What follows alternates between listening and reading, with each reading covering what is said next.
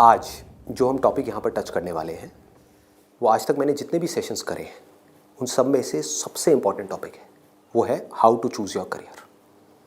कि जो पेरेंट्स हमसे एक्सपेक्ट करते हैं कुछ हद तक वो एक्सपेक्टेशंस भी पूरी हो जाए और जो हम करना चाहते हैं वो भी हम कर सकें और आगे फाइनेंशियली ग्रो करने की जो पॉसिबिलिटीज़ हैं वो इनफाइनाइट हो।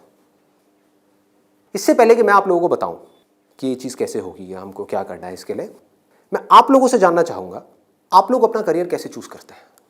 सर हम करियर चूज करते हैं जो हमारे पेरेंट्स आपस में सोचते हैं, जो बनना चाहते हैं वो सोचते हैं कि इसमें हमारा चिल्ड्रन फाइनेंशियली सही सक्सेसफुल हो सकता है और हो सकता है वो हमारे दिमाग में पहले से बचपन से सेट कर देते हैं कि आपको ये बनना है और हम छोटे होते हैं तो हम सोचते हैं कि यही हमारे लिए अच्छा ऑप्शन होगा, इसमें सक्सेसफुल हो सकते हैं।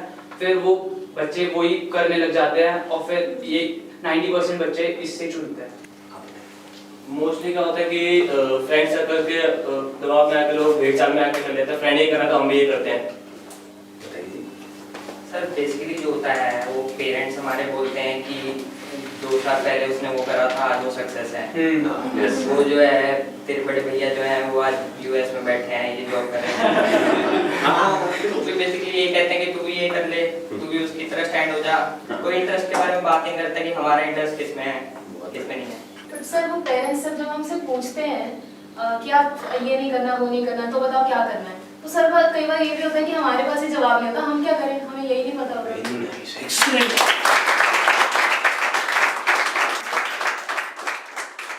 इसमें गलती पेरेंट्स की भी नहीं है।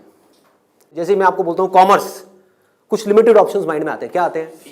सीए आता है और बीकॉम आता है और बीबीए आता है, एमबीए आता है, सीएफए आता है और कोई ऑप्शन आता है? आता ही नहीं है। तो ध्यान से देखो क्या हो रहा है। हम सब बच्चों की सोच एक जैसी है, सब पेरेंट्स की सोच एक जैसी है। तो ये पेरेंट्स की सोच किसने बनाई? क्या उनकी गलती है? इस पूरी की पूरी सोसाइटी ने मिलकर बनाई। पेरेंट्स की सोच बनी और पेरेंट्स से बचपन से आज तक जो उन्होंने सुना देखा करा वहां से आपकी सोच बनी आपके पेरेंट्स से। तो अल्टीमेटली आप में और आपके पेरेंट्स में कोई फर्क नहीं है, उनको ब्लेम मत करो। आपकी सोच भी उनके जैसी ही है। अगर नहीं है तो बताओ कोई और ऑप्शंस। नहीं आते ना माइंड में? साइंस में बोलता हूं, साइंस बैकग्राउंड, क्या ऑप्शंस आते हैं माइंड में? इंजीनियरिंग। इंजीनियरिंग में भी क्या आता है? जैसे इंजीनियरिंग वर्ड आता है क्या आता है माइंड में? आईआईटी आता है। ठीक है। मेडिकल में क्या आता है? एमबीबीएस, सर्जन्स और कुछ? नो सर, बस यही है। देखो हमारी सोच कितनी लिमिटेड हो गई है। माइंड में कुछ आता ही नहीं है तो करेंगे कैसे? आपके माइंड में कुछ आएगा तभी तो वो चीज होगी। अगर माइंड में हिमालय नाम का पहाड़ होगा तभी तो उस पर चढ़ोगे। माइंड में हिमालय है ही नहीं तो कैसे चढ़ोगे? वहां तक जाना तो बहुत दूर की बात है। क्या करोगे? तो क्या होगा आपके साथ में? वही जो उन सब लोगों के साथ में हो रहा है जिनकी सोच ऐसी है। अपने आसपास में देख लो क्या हो रहा है उन लोगों के साथ में। अगर हम चाहते हैं हमारे साथ में कुछ अलग हो तो हमें क्या करना पड़ेगा? अपनी सोच को तोड़ना पड़ेगा। सबसे पहले समझेंगे कि एग्जैक्टली हो क्या रहा है, फिर ये देखेंगे कि हम क्या कर सकते हैं और क्या करना है। इसको आप पीछे सर्कुलेट कर दीजिए।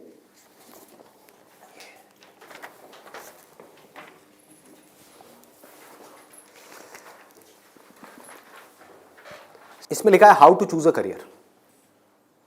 अच्छा, पढ़ाई में हमको आगे बढ़ने के लिए मान लो जैसे मैंने बोला साइंस बैकग्राउंड, तो माइंड में क्या आया? इंजीनियरिंग आया, इंजीनियरिंग से आईआईटी आया, आईआईटी से कोटा आया, या और ये जो तैयारी वाले इंस्टीट्यूट्स हैं वो आए, वहां पर जाओ, जा करके तैयारी करो, यही सब होता है।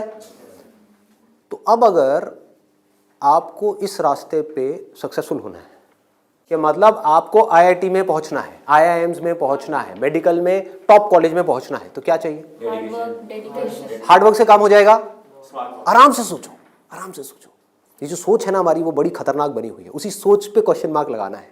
हार्डवर्क सबसे ज्यादा कौन करता है? एक रिक्शे वाला, लेबरर सक्सेसफुल हो जाता है वो। ऐसे बच्चे देखे हैं जो बहुत हार्डवर्क करते हैं और तब भी नहीं हो पाता उनका, और ऐसे बच्चे हैं जो इतना हार्डवर्क नहीं करते हैं, अपनी लाइफ में एक बैलेंस बनाते हैं, मतलब घूमते फिरते भी हैं, मजे भी करते हैं, साथ साथ में पढ़ाई भी करते हैं और वो टॉप कर जाते हैं। इसका मतलब क्या है? हार्डवर्क पे क्वेश्चन मार्क लगाओ। हार्डवर्क इंपॉर्टेंट है, लेकिन हार्डवर्क भी अगर सही डायरेक्शन में ना किया जाए तो बकवास है। समझ रहे हो? सक्सेस यहां है, आप वहां भाग रहे हो पूरी जान लगा करके पागलों की तरह, कभी सक्सेसफुल हो सकते हो? हार्डवर्क तो कर रहे हो, क्यों नहीं हो सकते? डायरेक्शन ही गलत है। सबसे पहले क्या चाहिए? एक सही डायरेक्शन चाहिए, सबसे पहले, मोस्ट इंपॉर्टेंट। मतलब कि जिस डायरेक्शन में हम भाग रहे हैं, पहले हमको उसको समझना है कि हम सही डायरेक्शन में भी भाग रहे हैं या इसलिए भाग रहे हैं क्योंकि सब भाग रहे हैं। या ये कहो, हो सकता है ये जो सब भाग रहे हैं उसमें से कुछ लोगों के लिए वो डायरेक्शन सही हो, हमारे लिए गलत हो। समझ पा रहे हो? पता कैसे चलेगा कि कैसे पता लगेगा? एक्सीलेंट। देखो क्या है, सिर्फ 2 पैरामीटर्स हैं जिसके ऊपर हमको दिमाग लगाना है। एक है कंपटीशन, एक है कंसंट्रेशन पावर। जहां पर भी कंपटीशन ज्यादा है, मतलब क्या है कि वहां पर लाखों बच्चे ट्राई कर रहे हैं, होना कितनों का है? 1%, 2%, 3%। रियलिटी है। मैं कुछ भी हाइपोथेटिकल बात नहीं करूंगा। क्या ये जो लाखों बच्चे ट्राई करते हैं, कोई भी ये सोच करके ट्राई करता है, लाखों रुपए जा करके कोचिंग इंस्टीट्यूट में स्पेंड करता है कि मेरा नहीं होगा? देखो कितना मजेदार है। मतलब लाखों को यह लग रहा है कि हमारा हो जाएगा।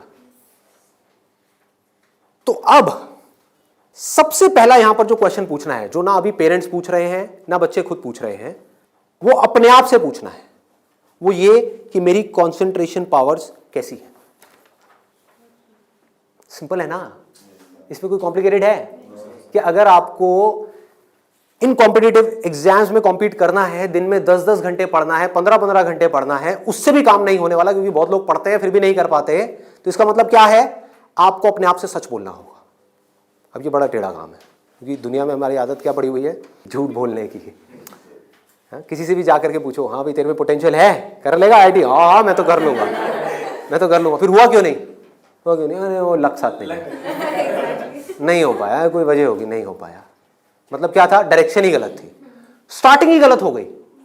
अब आप कैसे ये डिसाइड करोगे कि आपकी कंसंट्रेशन पावर स्ट्रांग है या नहीं है? माइंड की थोड़ा सा डेप्थ में जाते हैं। कैसे डिसाइड करोगे? जब भी आप किसी कॉम्पिटिटिव एग्जाम में कॉम्पीट कर रहे हो, तो आपको ये देखना होगा आपके कॉम्पिटिटर्स कौन है। फॉर एग्जाम्पल, आप एक रेस में भाग रहे हो, आपके साथ में कोई एथलीट है जिसने 10 साल प्रैक्टिस करी है रेस में भागने की। आप कभी नहीं भागे, धीरे धीरे जॉगिंग करी है, लेकिन रेस में कभी तेज नहीं भागे। जीत पाओगे उससे? करो हार्डवर्क। वो 10 साल से भाग रहा है और वो रुकने वाला नहीं है, उसके पास में पूरा का पूरा एक मोमेंटम है। वो अगले 2 साल तक भी ऐसे ही भागने वाला जैसे वो 10 साल से भागता आया है। आप अभी भागना शुरू कर रहे हो। तो पहले अपनी कंसंट्रेशन पावर्स को कंपेयर करना है किसी और के साथ। That is going to be a realistic solution. एक है थियोरेटिकल सोल्यूशन। थियोरेटिकल क्या है? माँ बाप कह रहे हैं बच्चों को भागो, बच्चे भी अंदर से कह रहे हैं भागो। यही हो रहा है, करेंगे करेंगे करेंगे करेंगे करेंगे, चार्ज अप हुए पड़े हैं पागलों की तरह। इनको ये नहीं समझ पा रहा कि मेरे अंदर वो स्ट्रेंथ है भी या नहीं है। बहुत बारीक बात है, अगर इसको हमको समझ आए तो। एक बॉक्सिंग रिंग में आप हो, ठीक है, तो सामने देखो कि जो बॉक्सर है वो है कौन जिससे आप लड़ने के लिए जा रहे हो।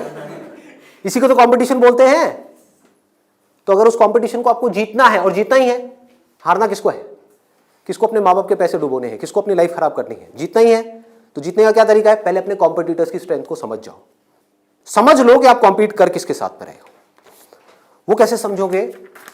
रियलिस्टिकली अपने आप से पूछो, अपने स्कूल के बैकग्राउंड के बेस पे या जो भी आज तक आपने किया है उसके बेस पे।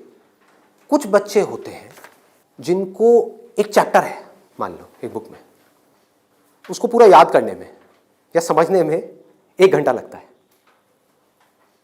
आपको कितनी देर लगती है? 5 घंटे, 6 घंटे, 10 घंटे या आधा घंटा? ये पूछो अपने आप से। Then you will be able to जज your strength in comparison to your competitors. ये जो 13 लाख बच्चे हैं, इसमें से 10% बच्चे ऐसे हैं जिनकी कंसंट्रेशन पावर्स एक्स्ट्रा ऑर्डिनरी है। उनसे अगर आप कंपीट कर रहे हो तो एटलीस्ट आपकी कंसंट्रेशन पावर्स एक्स्ट्रा ऑर्डिनरी होनी ही चाहिए। और कंसंट्रेशन पावर एक दिन में एक्स्ट्रा ऑर्डिनरी नहीं होती है, ये प्रैक्टिस है। मतलब उन्होंने कई सालों तक इसकी प्रैक्टिस करी है, तब जाके उनकी कंसंट्रेशन पावर एक लेवल तक पहुंची है। तो आप अपने आप से ईमानदारी से सवाल पूछो तो सही कि आपकी कंसंट्रेशन पावर है कैसी। अगर एक्स्ट्रा ऑर्डिनरी है और आप ऐसे कंपटीशन में जा रहे हो जहां पे कंपटीशन बहुत हाई है, तो आपके सक्सेसफुल होने के क्या चांसेस हैं? क्या 100% है? पूछो अपने आप से, दिमाग को खोलो। दिमाग बंद हुआ पड़ा है लोगों का। आईआईटी में लोग कहाँ से आते हैं? सिर्फ दिल्ली से आते हैं, सिर्फ बॉम्बे से आते हैं? कहाँ से आते हैं? ऑल ओवर इंडिया से। मान लो 1 लाख बच्चे ऐसे हैं इंडिया में अलग अलग स्कूल्स में जो अपनी अपनी क्लास में टॉपर हैं। उनको क्या लग रहा है कि मेरी स्ट्रेंथ बहुत तगड़ी है। ये बात हो रही है टॉपर्स की।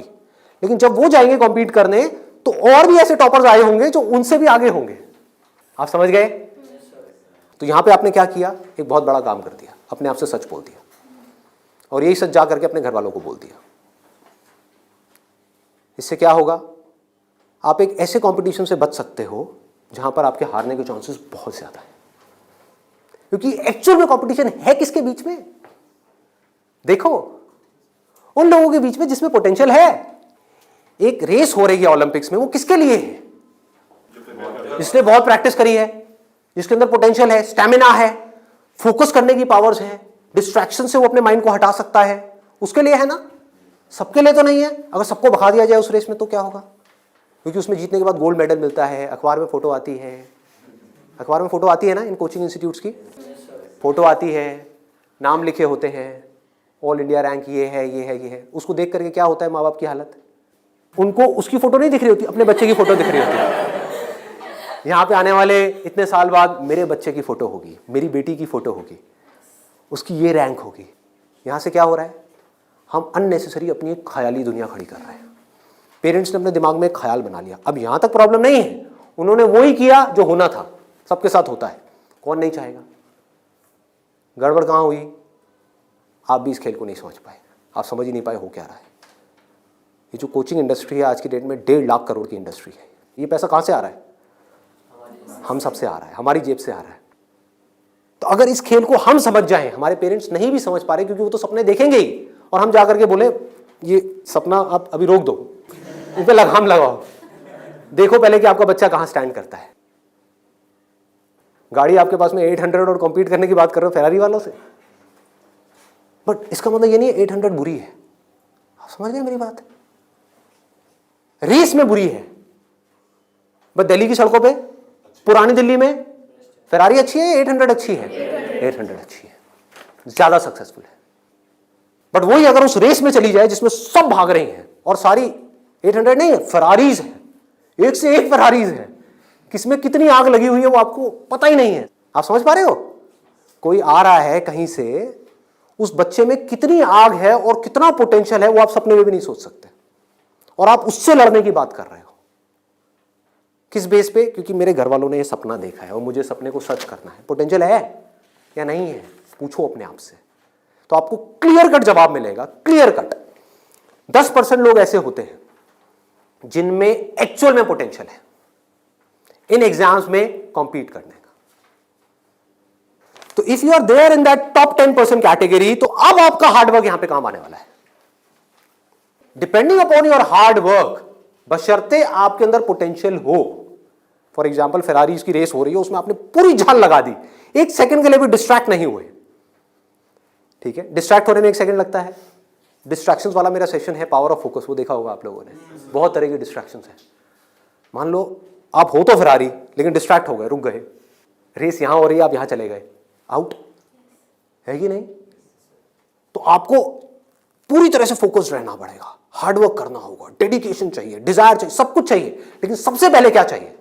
इंजन में दम होना चाहिए, अंदर वो पोटेंशियल होना चाहिए, एक्स्ट्रा ऑर्डिनरी कॉन्सेंट्रेशन पावर्स होनी चाहिए। ये बात हमको समझ क्यों नहीं आ रही है? अब क्यों चाहिए कॉन्सेंट्रेशन पावर्स? कभी सोचा है? 2 तरह के काम है इस दुनिया में, एक वो जिसमें हमारा इंटरेस्ट है, दूसरा वो जिसमें इंटरेस्ट नहीं है। जहां इंटरेस्ट नहीं है वहां पर कॉन्सेंट्रेशन पावर्स का स्ट्रांग होना बहुत जरूरी है, जहां है वहां पर नहीं है, क्योंकि वहां तो ध्यान लग जाता है। वीडियो गेम खेलने के लिए कॉन्सेंट्रेशन पावर चाहिए क्या? क्यों? क्यों?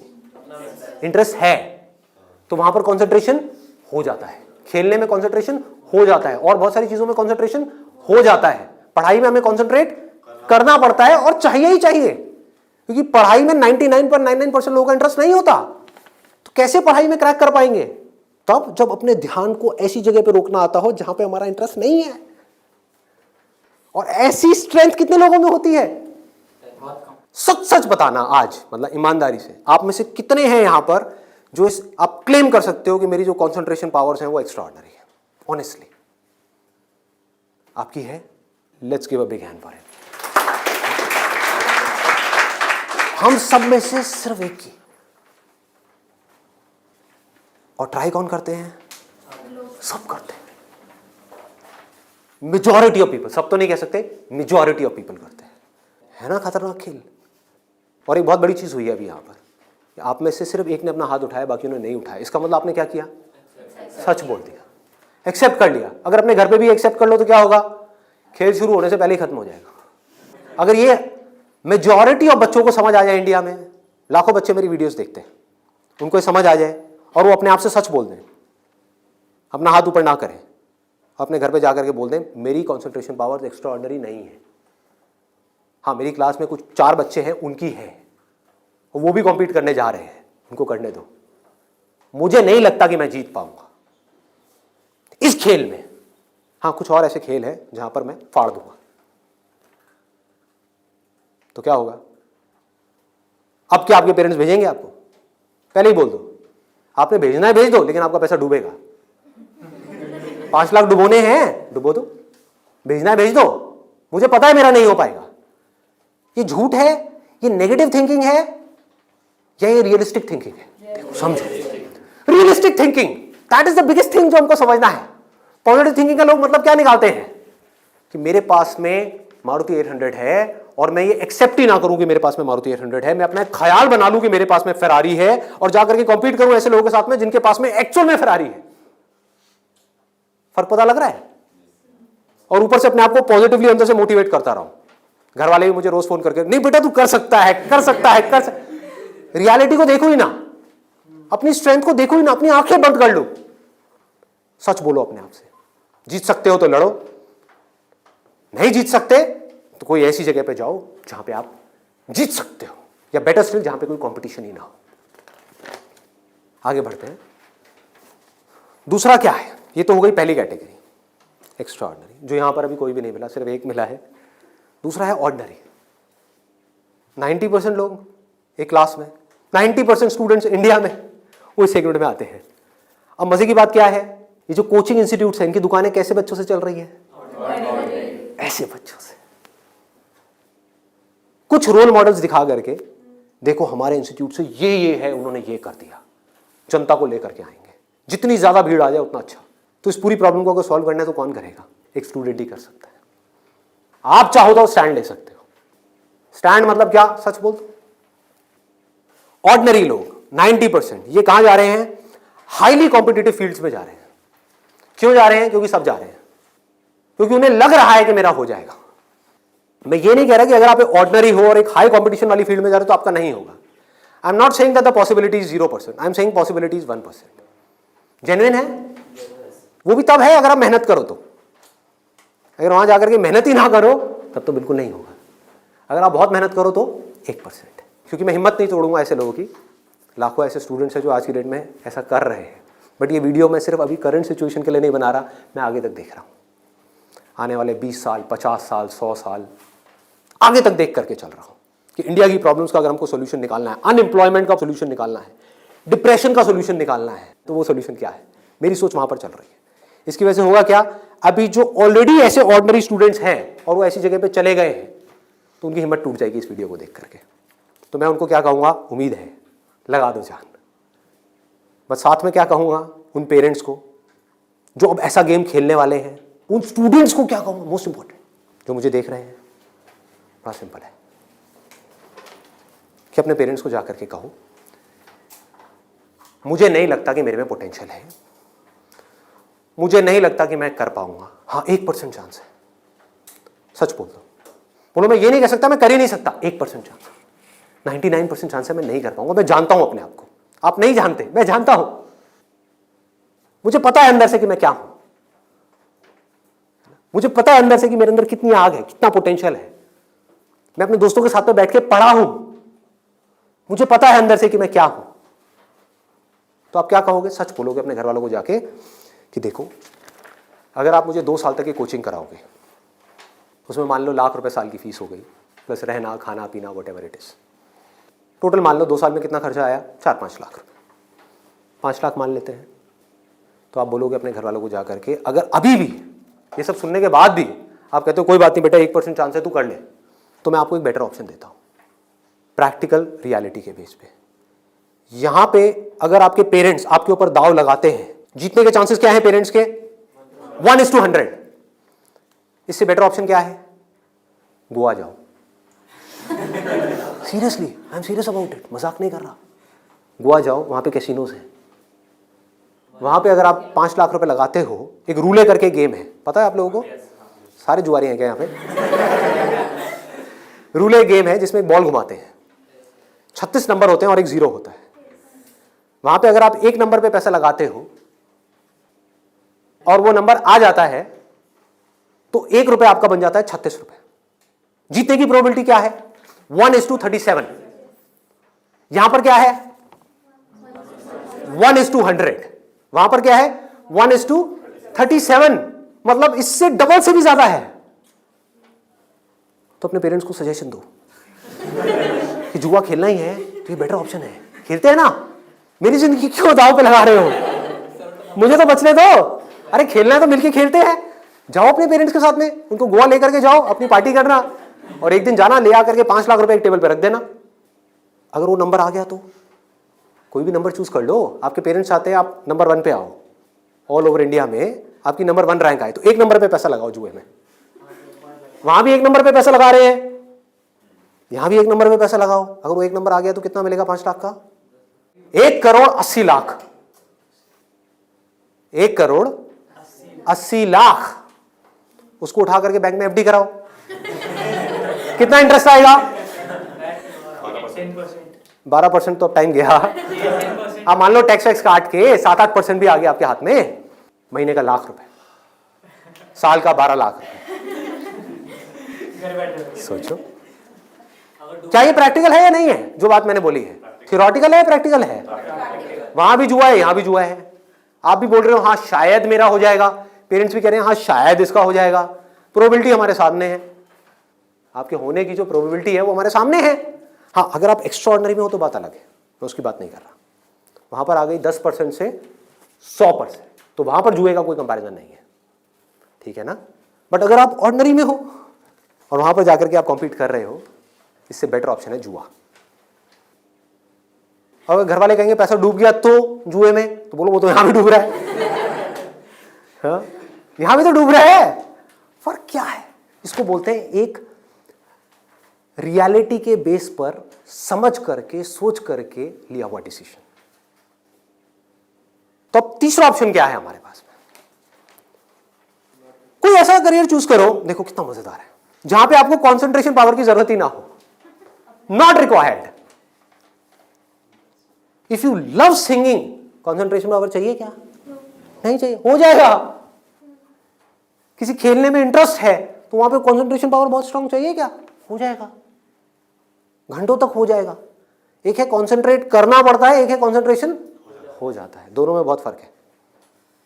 इंटरेस्टिंग है तो कंसंट्रेशन हो जाता है, इंटरेस्टिंग नहीं है, बोरिंग है तो कंसंट्रेट करना पड़ता है, फिर चाहे वो पढ़ाई हो चाहे जॉब हो। ये छोटी सी सोच चाहिए, समझ चाहिए। अब यहां पे क्या चलेगा? इन फील्ड्स में कंपटीशन क्या है? आर्ट हो गया, स्पोर्ट्स हो गया, कोई भी क्रिएटिव फील्ड हो गई, वहां पर कंपटीशन क्या है? बहुत ज्यादा है उन लोगों के लिए जो मीडियोकर है। लेकिन अगर आपके अंदर टैलेंट है, कोई कंपटीशन नहीं है, क्योंकि दोनों का आपस में कंपैरिजन किया ही नहीं जा सकता, कोई नंबर्स नहीं है ना। ध्यान से समझो, जैसे आप किसी एग्जाम में जाते हो तो एक कंपेयर किया जा सकता है आपको किसी से, क्योंकि आपके आए 90%, किसी और के आए 99%, तो कंपैरिजन है। टैलेंट में क्या है? आपके अंदर एक तरह का टैलेंट है, किसी और के अंदर और कोई तरह का टैलेंट है। आप जो कर सकते हो वो नहीं कर सकता, वो जो कर सकता है वो नहीं कर सकता। एक सिंगर है उसकी अलग तरह की आवाज है, कोई और सिंगर है उसकी अलग तरह की आवाज है। अब यहां पे भी एक छोटा सा प्रॉब्लम है। प्रॉब्लम क्या है यहां पर? प्रैक्टिकली आप लोग बताओ कि प्रॉब्लम क्या है यहां पर इस तरह का कुछ करने में? स्कोप क्या होगा, क्या नहीं होगा? देखो अगर टैलेंट हो तो स्कोप होगा या नहीं होगा? होगा। बट ऑब्वियस, टैलेंट कैसे डेवलप होता है? प्रैक्टिस। और ये भी तभी काम आएगा जब इंटरेस्ट होगा। समझ गए ना? जितना ज्यादा इंटरेस्ट होगा उतना ही ज्यादा पैशन होगा, जितना ज्यादा पैशन होगा उतना ही ज्यादा पैशन के साथ प्रैक्टिस करोगे, जितना प्रैक्टिस करते चले जाओगे उतना ही टैलेंट बढ़ता चला जाएगा, जितना आपका टैलेंट बढ़ता चला जाएगा आपके लिए कंपटीशन उतना ही कम होता चला जाएगा। क्लियर है ना? बट आप इन सारे रूट से भागने के लिए वहां पर जा रहे हो तो भगवान ही मालिक है आपका। समझ गए? पढ़ाई के टॉर्चर से बचने के लिए जबरदस्ती कोई ऐसा काम नहीं है जो आपको बहुत इंटरेस्टिंग लगता है फिर भी आप कर लो, आपको हाँ ये सही है, तो आपका वही हाल होगा जो वहां पे कंपटीशन में बाकी लोगों का हो रहा है। मतलब आपको जेन्युइनली चूज करना होगा कोई ऐसा interest which you are extremely passionate about, extremely passionate about. ठीक है, इससे भी एक स्टेप आगे बढ़ते हैं। यहां पे प्रॉब्लम एक है बहुत सिंपल सी, जो मेरे पास में कमेंट्स आते हैं कि हमें पता ही नहीं है कि ऐसा इंटरेस्ट क्या है। I don't know what that interest is. मेरे लिए ऐसा कोई इंटरेस्ट नहीं है, कोई ऐसा टैलेंट नहीं है, कोई ऐसी स्किल नहीं है जो मैं कह सकूं कि हाँ इसके बेस पे मैं अपनी पूरी लाइफ स्टेक पे लगा सकता हूं। उनके लिए क्या सोल्यूशन है? आपके घर वाले चाहते हैं आपको डिग्री मिले, आप चाहते हो कुछ अपना करना, फाइनेंशियली भी सक्सेसफुल हो जाओ, तो उसका ऑप्शन क्या है? ये रहा। यानी कि आप बहुत ज्यादा टफ एग्जाम्स को क्रैक नहीं कर सकते, बहुत ज्यादा टफ पढ़ाई नहीं कर सकते, लेकिन आप पढ़ सकते हो। तो आप एक ऐसी फील्ड चूज करते हो जहां पे कंपटीशन लो है, जहां पे कंपटीशन कम है, और अगर वहां पर आप स्मार्ट वर्क करने लग जाओ तो आपके जीतने के जो चांसेस हैं, सक्सेसफुल होने के चांसेस हैं, that starts from 10% and goes up to 100%, as good as उन लोगों के कंपैरिजन में जो यहां पर टॉप पर है। और यहां पर कोई लिमिट नहीं है कि हम क्या कर सकते हैं। स्मार्ट वर्क को मैंने नीचे डिफाइन भी किया हुआ है कि what does smart work mean. It means developing your understanding, that is smart work. जो काम आप कर रहे हो उसकी समझ अगर आपको है कि आप क्या कर रहे हो, क्यों कर रहे हो, कैसे कर रहे हो, तो आप स्मार्ट वर्क कर रहे हो। समझ नहीं है बस कर रहे हो तो आप हार्ड वर्क कर रहे हो। अब इसमें मैं आपको एक प्रैक्टिकल एग्जांपल देने वाला हूं। एक सिंपल सा करियर मैं आपको बता रहा हूं, फिजियोथेरेपी। सुना है इसके बारे में सबने? Yes sir. अभी कुछ दिन पहले मेरी नेक में थोड़ा सा पेन हुआ, मैंने गूगल पे जाकर के सर्च किया physiotherapy services at home in my area. Locality मैं नहीं बताऊंगा नहीं तो लोग मेरे घर आ जाएंगे। तो मैंने सर्च किया, वहाँ पर ऊपर कुछ लिस्टिंग्स आई, कुछ वेबसाइट्स आई, उसमें एक डॉक्टर का नाम मुझे मिला, उनकी मैं वेबसाइट पे गया, वहाँ जा कर के उन डॉक्टर के बारे में मैंने 2-3 मिनट पढ़ा, समझा, मुझे अच्छा लगा पढ़ करके, समझ करके। उनको फ़ोन किया, वो मेरे घर पे आए, उन्होंने मुझे 7 दिन तक फिजियोथेरेपी ट्रीटमेंट दिया। वो एक ट्रीटमेंट का लेते हैं 500 से 700 रुपये, कई बार 1000 रुपये भी लेते हैं, depending upon the complications and time involved. मेरे से उन्होंने लिए 500 रुपये। मैंने उनसे पूछा कि आप दिन में ऑन एन एवरेज कितने ट्रीटमेंट्स करते हो? उन्होंने कहा एक दिन का ऑन एन एवरेज मैं 8 से 10 ट्रीटमेंट्स करता हूँ। मैंने कैलकुलेशन करी, दिमाग चलाया, 8 से 10 का मतलब क्या हुआ? 4 से 5,000 रुपये एक दिन का, एक महीने का नहीं, एक दिन का। कितना हो गया एक महीने का? लाख से 1.25 लाख रुपए।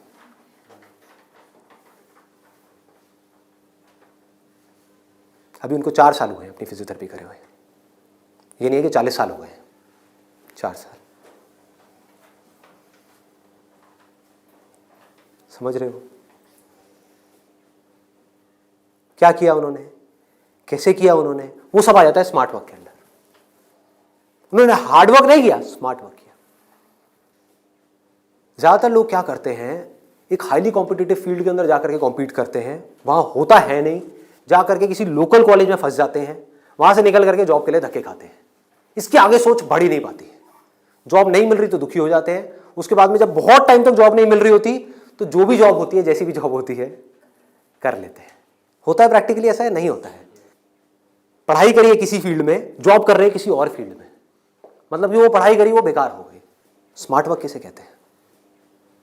आप एक फिजियोथेरेपी कॉलेज में गए, कोई टॉप कॉलेज नहीं जहां पे अगेन कंपटीशन है, किसी लोकल कॉलेज से।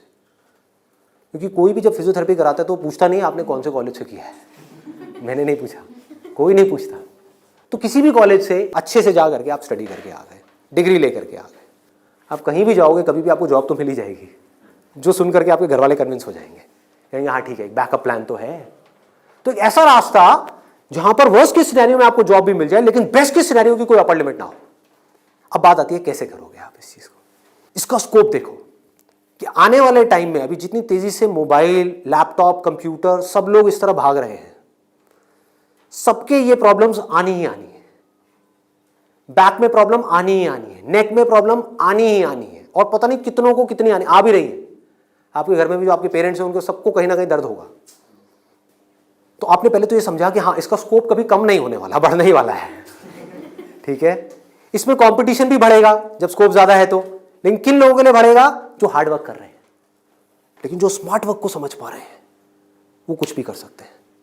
तो आप क्या कर सकते हो? आपने कहा कि सिर्फ इससे काम नहीं चलने वाला, वो मुझे समझ आ रहा है, जैसे मैंने फिजियोथेरेपी का किया, सिर्फ इससे काम नहीं चलने वाला, तो इसके साथ में कुछ और चीजें भी हैं जो मुझे सीखनी पड़ेंगी। क्या सीखना पड़ेगा? जिसका हो सकता है इससे डायरेक्ट कोई कनेक्शन ना हो। 1 महीने का छोटा सा कहीं से वेबसाइट डेवलपमेंट का कोर्स कर लिया, और ऑनलाइन मार्केटिंग का, कि ऑनलाइन मार्केटिंग कैसे करते हैं। गूगल में जब भी आप कुछ सर्च करते हो तो वहां पे एड्स आती हैं, उसको बोलते हैं गूगल एडवर्ड्स। ये किस तरह से काम करता है। आपने कहा ऑनलाइन मार्केटिंग मैंने सीख ली, उसके अलावा मुझे अपनी कम्युनिकेशन स्किल्स पे काम करना होगा, क्योंकि अगर मैं कहीं जा रहा हूं, किसी से बात कर रहा हूं और मैं बेवकूफ लग रहा हूं बात करने में, तो कोई मुझे दोबारा क्यों बुलाएगा। तो आपने क्या किया? कम्युनिकेशन स्किल्स का एक कोर्स किया 1 महीने का, उसके अलावा इंग्लिश स्पीकिंग का एक कोर्स किया 6 महीने का या 1 साल का। इस सबसे हो क्या रहा है? आप एज एन इंडिविजुअल बेटर बनते चले जा रहे हो। उसके बाद में धीरे धीरे आप अपनी एक क्लाइंटेल बनाओगे। शुरू में मान लो आपको दिन में 2 या 4 लोगों ने बुलाया, वर्स्ट केस सिनेरियो मान लो ना, घर से आप ऑपरेट कर रहे हो, अभी आपने कोई अपना क्लिनिक नहीं बनाया है, घर से आप ऑपरेट, और ये कोई थ्योरेटिकल बात नहीं है, ऐसे बहुत सारे लोग हैं जो ऑलरेडी ये काम कर रहे हैं, बहुत लोग कर रहे हैं। अपने नाम को मल्टीपल वेबसाइट्स में आप लिस्ट कर दोगे, इनको डायरेक्टरीज बोलते हैं, ऑनलाइन डायरेक्टरीज। तो ऑनलाइन सर्च इंजन में कोई भी कुछ भी सर्च करेगा तो कहीं ना कहीं वो आप तक पहुंच जाएगा, चाहे वो एक वेबसाइट के थ्रू पहुंचे, चाहे आपके थ्रू पहुंचे, चाहे एड के थ्रू पहुंचे, चाहे कहीं से भी पहुंचे, वो आप तक पहुंचेगा। अगर उनको आपने सेटिस्फाई कर दिया, अपनी बातों से भी, अपने ट्रीटमेंट से भी, ईमानदारी से, जेन्युइनली अच्छा ट्रीटमेंट कर दिया, तो वो क्या करेंगे? लोकेलिटी में रिकमेंड करेंगे, अपने फ्रेंड सर्कल में करेंगे, अपने रिलेटिव्स में करेंगे। तो धीरे धीरे क्या होगा? कुछ महीनों में क्या होगा? यहां पे थोड़ा पेशेंस रखना होगा। ये नहीं है सारा काम 1 दिन में हो जाएगा। आईआईटी में भी आपका एडमिशन होगा तो ये नहीं कि हलवा है वहां से क्लियर करना, 4 साल तक लग करके दिन रात काम तो करना ही पड़ेगा ना, यहां भी करना पड़ेगा। तो आप सीखते जा रहे हो, समझते जा रहे हो, धीरे धीरे आपको कुछ ऐसी टेक्नोलॉजीज के बारे में पता लगेगा, कुछ ऐसे इक्विपमेंट्स के बारे में पता लगेगा। इसमें हजारों तरह के इक्विपमेंट्स हैं, हजारों तरह की चीजें हैं, अलग अलग तरह के ट्रीटमेंट्स के लिए। इतनी बड़ी फील्ड है ये। आप आने वाले टाइम में फिजियोथेरेपी का एक ऐसा क्लिनिक बना सकते हो अपनी सिटी में या कहीं पर भी, जो अपने आप में स्टेट ऑफ द आर्ट हो, मतलब ऐसा जो पूरे इंडिया में ना हो। और क्लिनिक आप ऐसे करते करते धीरे धीरे, अभी 1 दिन में या 2 दिन में नहीं होगा, मान लो 5 साल में होगा, 10 साल में होगा, 20 साल में होगा। क्लिनिक कितना बड़ा हो सकता है, कितने क्लिनिक्स हो सकते हैं, क्या क्या हो सकता है, कोई लिमिट नहीं।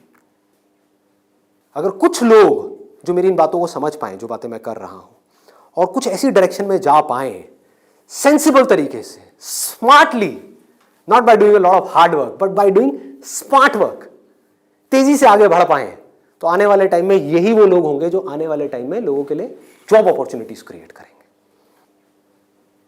अंदर से एक ये फीलिंग होनी चाहिए कि मुझे लोगों की प्रॉब्लम्स को सॉल्व करना है।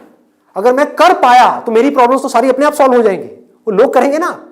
अगर आपने किसी के दर्द का इलाज कर दिया तो वो आदमी आपको पता है क्या कहेगा? बताओ आपको क्या चाहिए। वो लोग आपके पीछे आएंगे। आपने उनको बोल दिया ना, नहीं मैं आज आपका ट्रीटमेंट नहीं कर रहा, नहीं डॉक्टर साहब आप बताओ कब आओ। मतलब कि अपने आप को अंदर से स्ट्रांग बना लो तो दुनिया भागती हुई आपके पास आएगी। ये एक रास्ता है। एक है अंदर से तो स्ट्रांग बनो मत और दुनिया के पीछे भागते रहो। भैया मेरा कुछ हो सकता है, भैया मेरा कुछ हो सकता है, भैया कहीं लगवा दो, जॉब लगवा दो, भैया ये भैया वो भैया वो। अरे काहे का भैया, समझे? ये एटीट्यूड चाहिए। डंके की चोट पे आप काम करो। मैंने लाइफ में जो भी काम किया है बिल्कुल एटीट्यूड के साथ किया है। ये मैं कर रहा हूं, आपको चाहिए तो लो, नहीं चाहिए तो आगे बढ़ो। Does not make any difference to me, क्योंकि मैं जो कर रहा हूं आई बिलीव इन इट। मैं कोई भीख नहीं मांग रहा हूं आपसे। और बहुत सारे लोग होते थे जिनको मैं मना कर देता था, जब मैं नहीं कर रहा तुम्हारा शूट, और वो जा करके 4 लोगों को पकड़ के ले आते थे, ये बंदा जेन्युइन है, इसमें दम है ना बोलने का। वो दम कहां से आता है? सोच से आता है। सोच को खोलो, बंद करके इसमें मत रहो, फाड़ दो। और फिर भी रहना है तो आपकी चॉइस है।